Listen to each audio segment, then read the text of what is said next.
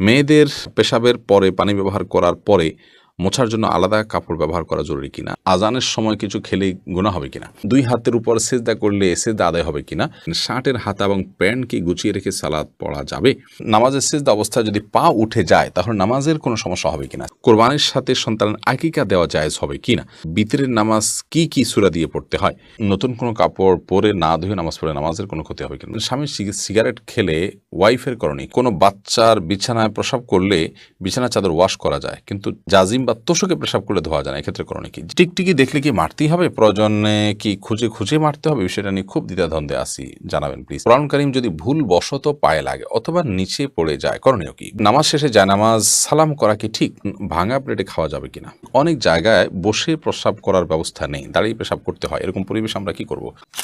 ফয়সাল আহমেদ আপনি লিখেছেন টিকটিকি দেখলে কি মারতেই হবে, প্রয়োজনে কি খুঁজে খুঁজে মারতে হবে, বিষয়টা নিয়ে খুব দ্বিধাদ্বন্দ্বে আসি, জানাবেন প্লিজ। না, খুঁজে খুঁজেই আপনাকে মারতে হবে এমন কিছু এমন কোনো বাধ্যবাধকতা নেই, বরং আপনার চোখে পড়েছে উপদ্রব করে আপনি মারবেন, কিন্তু এটার জন্য আপনি খুঁজে খুঁজে বেড়াবেন, এটার পিছিয়ে পিছিয়ে ঘুরে বেড়াবেন, আপনার অনুসন্ধান করে বেড়াবেন, এই কথা হাদিসে বলা হয়নি। নাহিদা ইসলাম আপনি লিখেছেন নামাজ শেষে জায়নামাজ সালাম করা কি ঠিক, না জায়নামাজ সালাম করার কিছু নেই, সালাম করতে হবে মানুষকে, ডানে বামে সালাম দিচ্ছেন এরপর কোনো সালাম নাই, এরপরে কোনো কারোর সাথে আপনার হঠাৎ সাক্ষাৎ হয়েছে সেই জায়গা থেকে আপনি সালাম দিতে পারেন, কিন্তু জায়নামাজকে সালাম দেওয়া এটি কোরআন সুন্নাহর কোনো নির্দেশনা নয়, এটি যদি সালাতের অংশ মনে করে কেউ, সালাত পরবর্তী করণীয় মনে করেন কেউ শরিয়া দৃষ্টিকোণ থেকে, ইসলামের দৃষ্টিকোণ থেকে, তাহলে সেটি বরং বিদআতে পর্যবেসিত হবে। ইসলামের নামে মন গড়া কোনো কিছু করলে সওয়াব হয় না, বরং আরও বিপরীতে গুনাহ হয়। শেখ রোকনুজ্জামান লিখেছেন অনেক জায়গায় বসে প্রস্রাব করার ব্যবস্থা নেই, দাঁড়িয়ে পেশাব করতে হয়, এরকম পরিবেশ আমরা কি করব।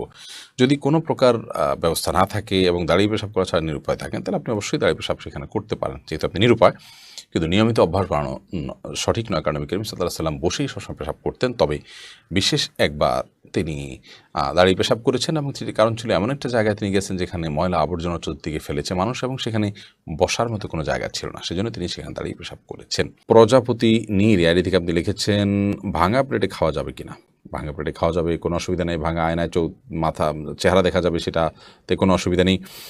আমরা অনেকে মনে করি ভাঙা প্লেটে খাওয়া যাবে না, ভাঙা আয়নায় চেহারা দেখা যাবে না, এটা নিছকই আমাদের সামাজিক কুসংস্কার।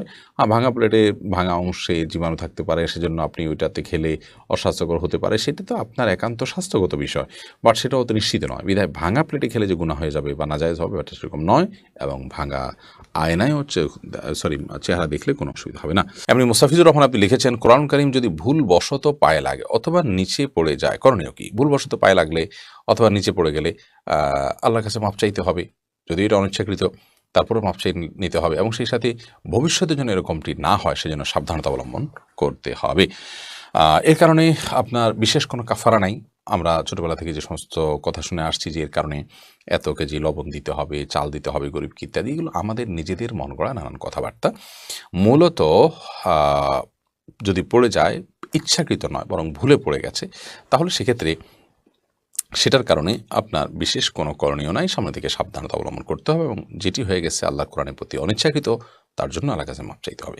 রাসেল ভূঁইয়া আপনি লিখেছেন কোনো বাচ্চার বিছানায় প্রসাব করলে বিছানার চাদর ওয়াশ করা যায় কিন্তু জাজিম বা তোষকে পেশাব করলে ধোয়া যায় না, এক্ষেত্রে করণীয় কি, যেই সব দ্রব্য যে সমস্ত জিনিসপত্র আসবাব ইত্যাদি এগুলোতে পেশাব লাগার পর সেটি পরিষ্কার করার কোনো বই নেই, সেটা রোদ ইত্যাদি দিয়ে ওটা আলামত দূর করে ফেলতে হবে, এত বেশি রোদ দিতে হবে, এত বেশি আপনার সেটার দুর্গন্ধ দূরের উদ্যোগ করতে হবে যে সেটাতে নাপাকের কোনো আলামত বা নামলেশ নেই, তো এর মাধ্যমে সেটি পাক হয়ে যাবে। বিশেষ করে ফ্লোর, ওয়াল, গাছ এই টাইপের অনেক কিছুই আছে যেগুলোকে ওইভাবে আসলে ধোয়া সম্ভব হয় না, তো সেগুলোতে নাপাকের আলামত যেটি আছে সেটি দূর হয়ে গেলেই সেটি ব্যবহার করা যাবে। লায়লা নূর কদর এআইডি থেকে লিখেছেন স্বামী সিগারেট খেলে ওয়াইফের করণীয় কি, ওয়াইফ তাকে বোঝাবেন, যথাসম্ভব নিজে না পারলে অন্য কাউকে দিয়ে বোঝাবেন, আল্লাহর কাছে দোয়া করবেন, তারপর তিনি যদি ফিরে না আসেন একান্ত তার গুনাহ হবে, ওয়াইফ অন্তত দায় মুক্ত হলেন।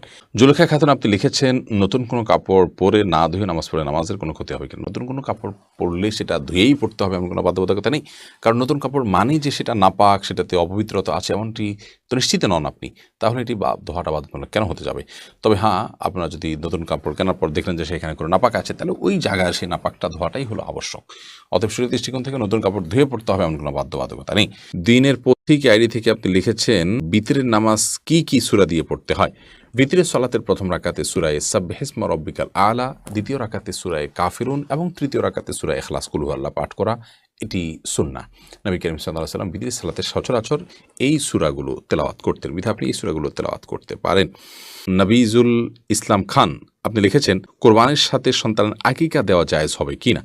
কোরবানির সাথে আকিকা না দিয়ে আকিকা আলাদা দিবেন, কোরবানি আলাদা দিবেন, এটাই নিরাপদ। এবং নবী করিম সাল্লাল্লাহু আলাইহি ওয়াসাল্লাম আপনার আকিকার জন্য যে মাসনুন ওয়াক্ত নির্ধারণ করেছেন সেটি সপ্তম দিন।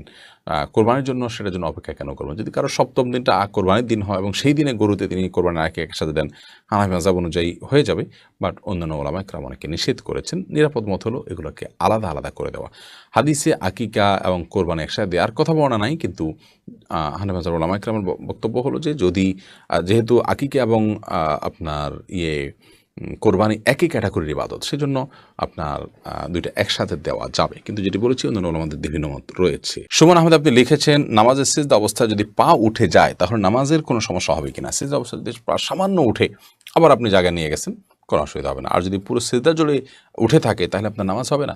কারণ নবী করিম সাল্লাল্লাহু আলাইহি ওয়াসাল্লাম বলেছেন, আমি উমিরতু আন আসজুদা আলা সাবআতি আযমিন, 7টি অঙ্গের উপরে, 7টি হাড্ডির উপরে, শক্ত অঙ্গের উপরে আমাকে সিজদা করতে নির্দেশ করা হয়েছে। তার মধ্যে কপাল আর নাক, 2 হাত, 2 হাঁটু এবং 2 পায়ের যে আঙ্গুলগুলো সেগুলো। অতএব এগুলোর কোনো একটা যদি আপনার এই 7টি অঙ্গের কোনো একটি যদি সরে যায় সামান্য সময়ের জন্য অসুবিধা নেই, আবার তিনি জায়গা নিয়ে গেছেন। কিন্তু যদি পুরো সালাত জুড়ে, পুরো রাকাত জুড়ে, সিজদা জুড়ে তার এটা যদি পৃথক থাকে তাহলে সেক্ষেত্রে সেটি জায়েজ হবে না এবং সে নামাজ হবে না, কারণ এটা ওয়াজিব এই 7টা অঙ্গের উপরে সিজদা করা।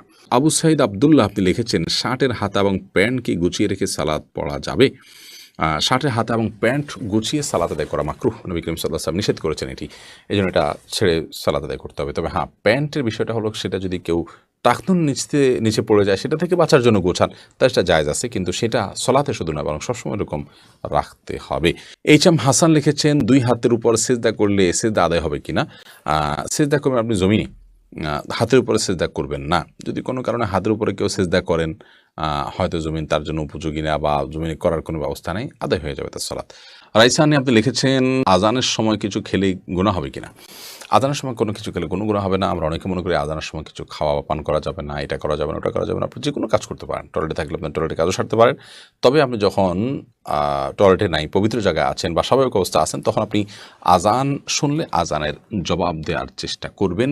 এটা হলো মূল কথা। খেতে গেলে খাওয়ার ফাঁকে ফাঁকে আপনি আজানের দেওয়ার চেষ্টা করবেন, কিন্তু আজান হলে কিছু খেতে পারবেন না এমন কোনো কথা নেই। এখানে বিষয় হলো জবাব দেওয়ার চেষ্টা করবেন যদি আপনি পবিত্র জায়গায় থাকেন।